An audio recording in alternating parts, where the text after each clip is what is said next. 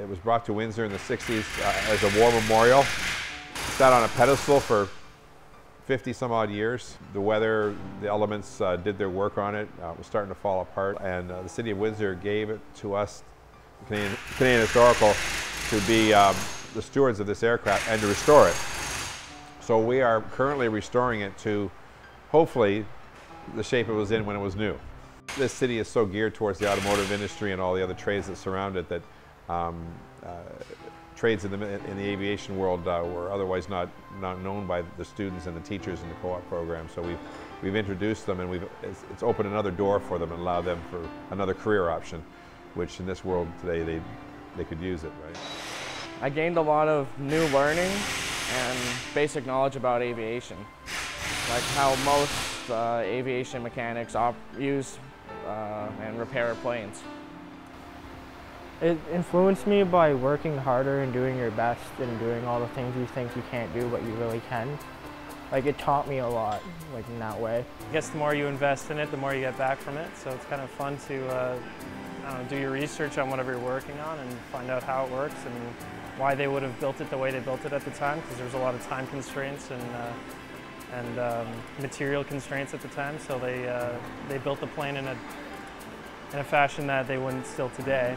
So it's kind of interesting to delve into it. We teach them the basic skills they need for the restoration, taking pieces and components apart.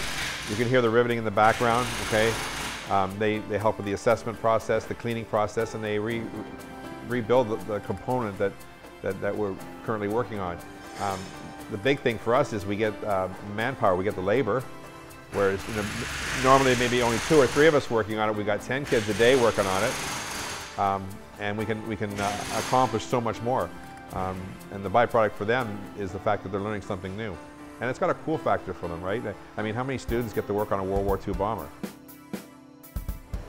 I'm impressed, very impressed. The Lancaster, as you can see, it's a big aeroplane.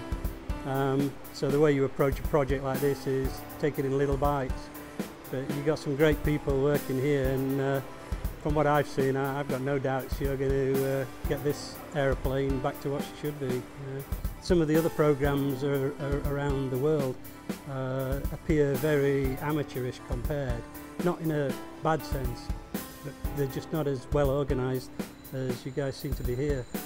Having the cover, and the building is a really good asset, but it's the people more than anything else. If you've got the right people, you can do whatever you need to do.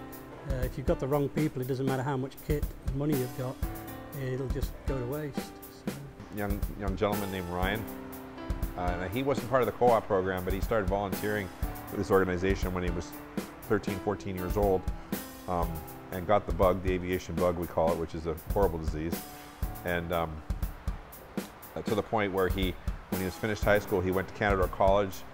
He's become an aircraft maintenance engineer. He works for Air Inuit up north. I mean, it doesn't get a better success than that. He's made it his life's work. 2 guys from this semester who are finishing high school off, and they have applied to Canada College, which means they're going to go on and make that their life's work. And I have one gentleman who just got full-time work with the Esso Imperial Oil operation next door. So yeah, we got a few successes. We got a few people who catch the bug. I have no illusions that everybody's going to love it, but it at least opened another door for them. From what I've seen, the students here, they've gotten a ton of experience in a field that usually isn't open to people in the area. A lot of hands-on experience in aviation, doing structures and mechanical work, and a lot of life skills too. Got you ready for what a real job's like, basically. Be ready to get your hands dirty. You've got some great experience here, working on a great project. It's something to be proud to be involved with. Flying on a Lancaster, it was cold when it was cold, it was wet when it was raining, it was very noisy, the exhaust fumes in the cockpit sometimes were very bad, and an experience you would never miss in your life. The biggest thing about this project is it is a war memorial. This area, Essex and Kent County, gave an inordinate amount of bodies to Bomber Command during the war, and that's why this bomber's here. It's deteriorated over the years, and the idea is to make sure that this memorial is treated with the respect that it deserves. And the best way to pay homage to that is to put her back together the way she should be.